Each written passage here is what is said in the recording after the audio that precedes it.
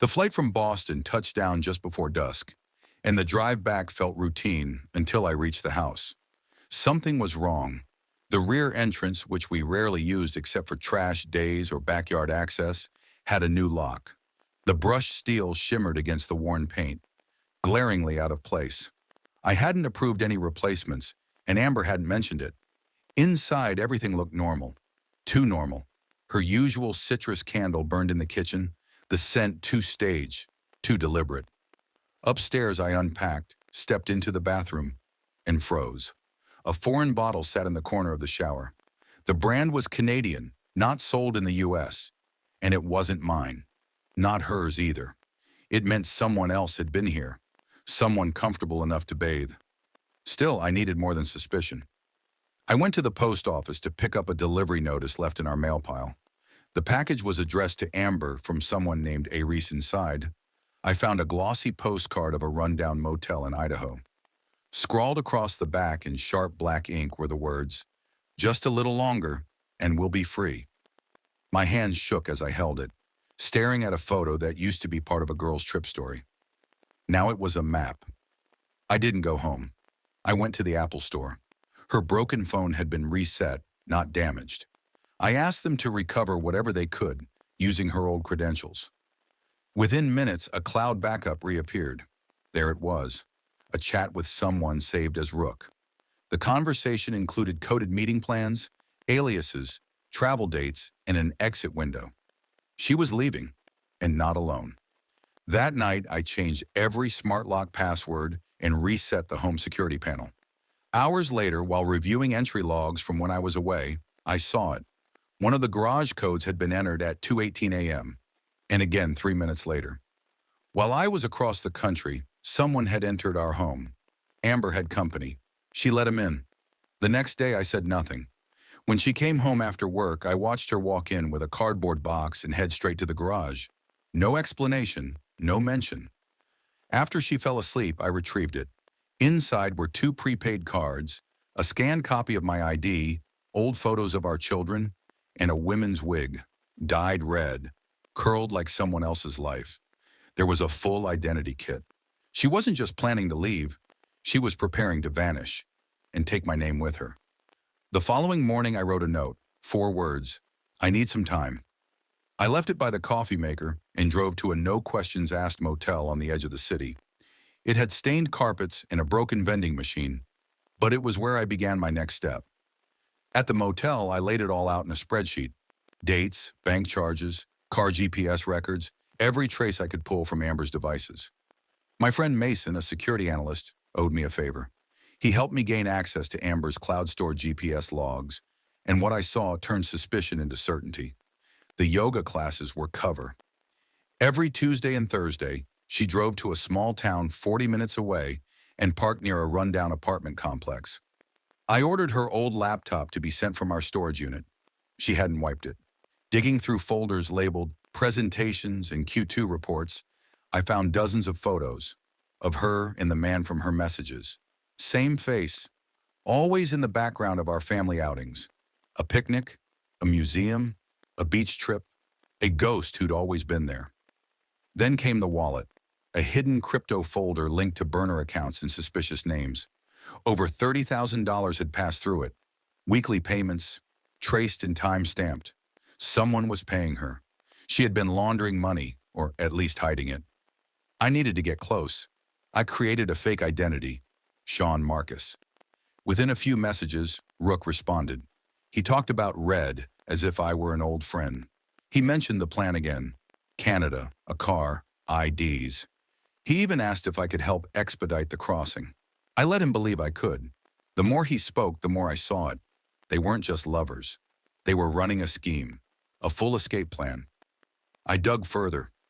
One of our shared accounts had been drained in slow increments. Money funneled into a company called Blue Ant. I found a business registration tied to an auto shop in a neighboring county. Blue Ant was listed under my name. But Amber, she was listed as a co-owner. On paper, not legally liable. It was clear now.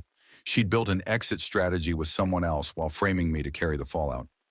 I sent an anonymous report to the IRS, attaching screenshots, crypto records, and evidence of her activity. If I went down, I'd take the whole structure with me. That night I returned home. She wasn't there. I changed the locks, again, and pulled all physical documents from the safe. Our prenup, the children's birth certificates, tax filings, the lot. I installed a camera above the door and returned to the motel with everything in a fireproof case. The next morning Amber came home.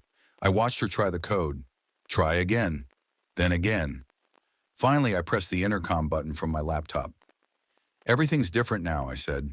She stared at the camera, mouth slightly open, frozen. Then she dropped her phone, and I ended the feed. That was the last moment of her old story. Mine was just beginning. I didn't sleep much after locking her out. The motel mattress was stiff, the air stale, but none of it mattered. I was wide awake with my laptop open, blue light reflecting off the empty takeout containers beside me. Each click through Amber's accounts, each line of data in my spreadsheet, became another nail in the scaffolding I was building. It wasn't just about betrayal anymore. This had become engineering, a plan, a structure, a slow, quiet demolition of everything she thought she'd hidden. By noon, I submitted an official audit request to the IRS for all our joint finances.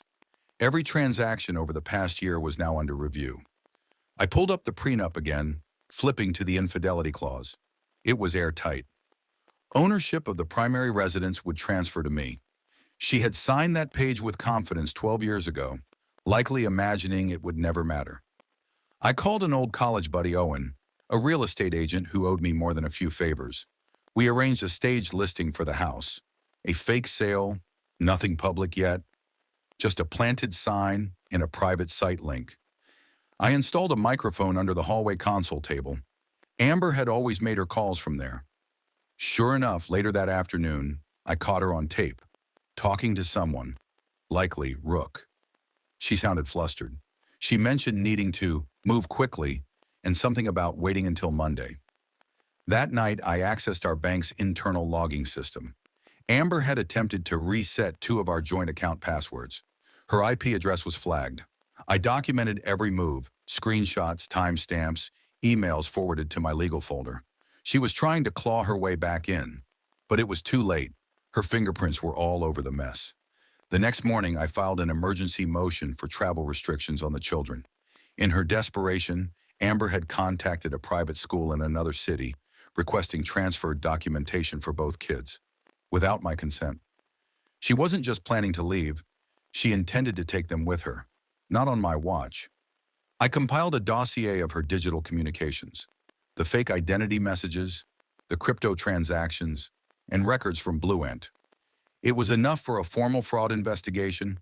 I submitted it to her employer's compliance office under a confidential report. She worked at a major insurance firm, and the company had strict ethics policies. Within 72 hours, I received a confirmation. They had launched an internal review. Meanwhile, I kept up the facade. At home, the camera footage showed her leaving in the mornings, pretending nothing was wrong.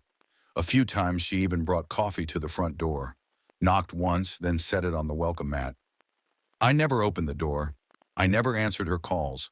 But I saw everything, heard everything. Amber filed a police report, a domestic abuse accusation. She claimed I'd threatened her, said she feared for her safety. The officer assigned the case contacted me. I sent him GPS records proving I was hundreds of miles away when she claimed the incident happened.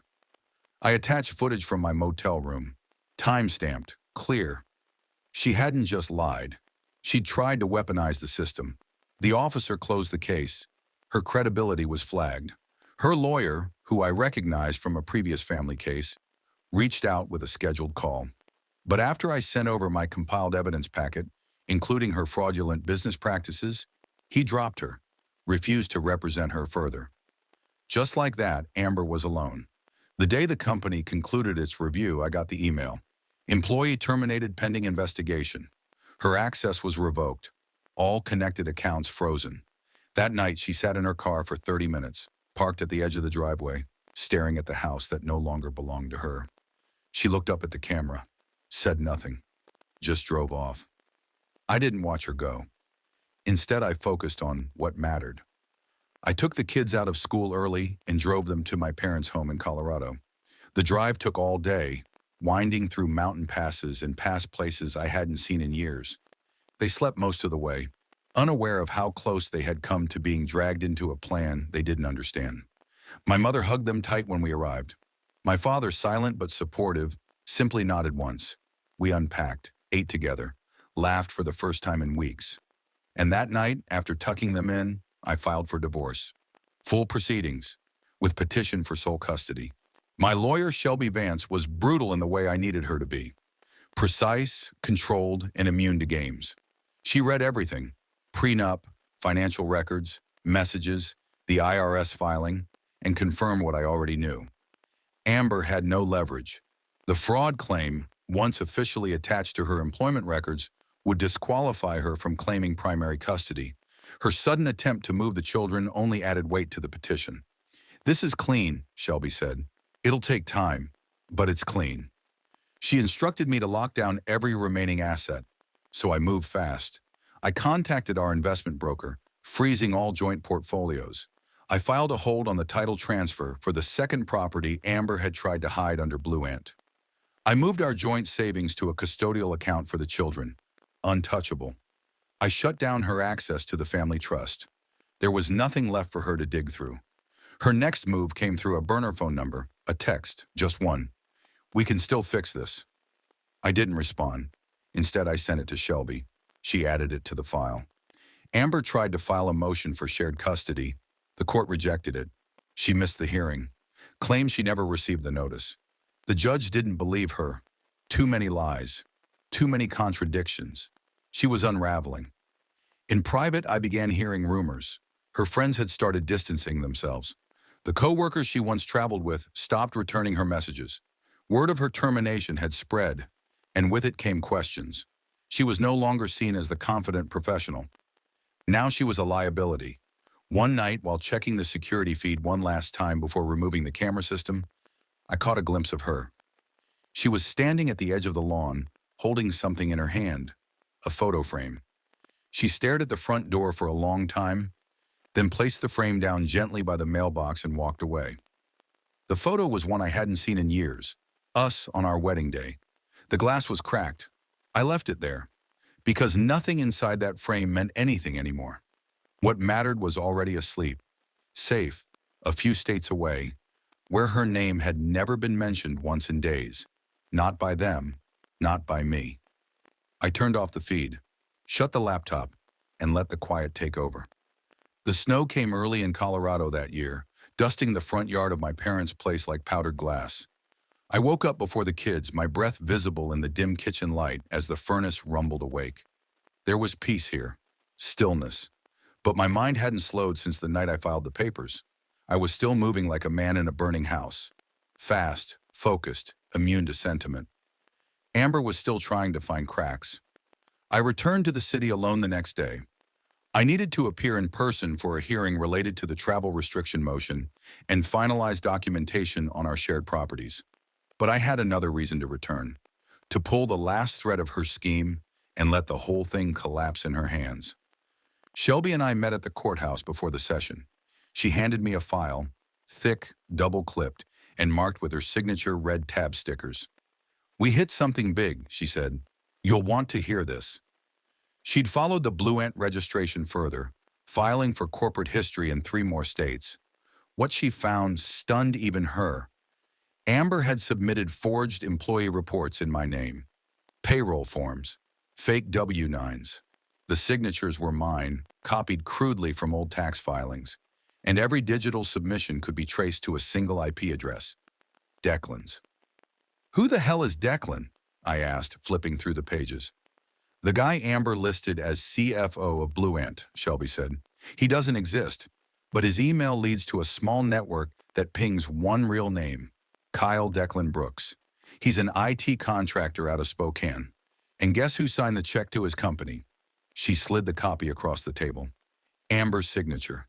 They were setting up a full-shell enterprise under my identity, an escape plan wrapped in insurance fraud, employment scams, and enough financial weirdness to merit federal attention. And if it failed, if anything fell apart, I'd be the one holding the bag. "Do you want to escalate?" Shelby asked. I stared at the documents. I want them exposed. She nodded. Done. The court hearing went as expected. The judge upheld the travel restriction. Amber's request for joint custody was denied, citing ongoing fraudulent activity under review. She wasn't present. Instead, she sent a new attorney, third one so far, who seemed barely briefed. I walked out of that room more certain than ever. She was losing control. Back at the house, I reviewed her bank statements again. A small detail had nagged at me for days. Transfers of $500 every Friday morning, always to a checking account tagged House Fund. I hadn't recognized the number, but with Shelby's help, we traced it. It belonged to a man named Rohan Reese. No relation to Amber or me, but the name matched something I'd seen weeks earlier. A. Reese, the sender of the Idaho postcard. I dug deeper. Reese had opened a new account 3 months ago under a corporate license registered to Blue Ant. A secondary investor, maybe. Or the real man behind Rook. Amber had used him as a smokescreen. To confirm it, I needed audio. Real, undeniable intent. So I called in a favor from Owen, the realtor. We arranged a fake homebuyer visit at the property Amber had been eyeing, one she'd visited once already under a new name. We knew she'd show up again. Owen planted a mic in the decorative vase on the mantel and pretended to be the listing agent. Amber arrived wearing oversized sunglasses, a wig tucked under a knitted hat, and a clipboard. She introduced herself as Sarah Linden, a made-up consultant with cash offers. Owen played it cool, walking her through the layout. Midway through, she took a call on speaker by mistake. I heard his voice. Rooks. He said he'd booked the motel in Bonner's Ferry and that she needed to hurry. Owen kept the tour going. The whole thing was recorded. Shelby had the audio transcribed and time-stamped within 24 hours. That was the final key. We filed for a legal audit of all entities tied to Blue Ant, including the properties Amber attempted to buy under false identity. We attached the audio. It moved faster than I expected. The audit triggered a full-scale inquiry. Amber's accounts were frozen again, this time by the state. And then she snapped. She came to the house in the middle of the night. I was still staying in the city, spending a few days finishing the paperwork before heading back to Colorado. At 2:47 a.m., the doorbell rang. I checked the camera feed from my laptop. Amber stood there in a coat over pajamas, no makeup, eyes red and unfocused. She didn't knock. She just stared. Then she screamed. I didn't unmute the speaker. I didn't want to hear it. She threw something at the door. A framed photo, again. This one was of the kids. It cracked against the steps, splintering the corner. She fell to her knees, sobbing, before scrambling back to her car and driving off. The police arrived 15 minutes later. I handed over the video. They took a report and asked if I wanted a no-contact order. I said yes. Shelby filed it the next morning. A week later, the state concluded its preliminary investigation. Amber was found liable for fraudulent business formation, falsifying employment records, and attempting to transfer assets under false pretense. Her lawyer quit again. She was charged formally, pending court appearance. Her passport was flagged, travel suspended. Shelby called it a flawless takedown. Still, I wasn't celebrating. There was one last thread I hadn't pulled, and it concerned the kids. I went back through the camera archives one last time, reviewing the weeks leading up to that first Idaho postcard, and there, hidden between motion triggers, I found something I'd missed. One night while I was away, the garage camera caught Amber handing a small manila envelope to someone in a black SUV. No plates, just a shape. And inside that envelope, a flash of color. Could have been anything. Documents, money or worse, photos of our kids. I'll never know for sure. But the thought haunted me. So I changed the locks again, this time on the cabin I'd bought 3 years ago in Utah. Secluded, quiet, and until now, unused. I filed to make it our legal residence. When the kids and I returned to Colorado, I told them we were taking a break from the city. That school would look a little different. That sometimes change is good. They nodded, trusting.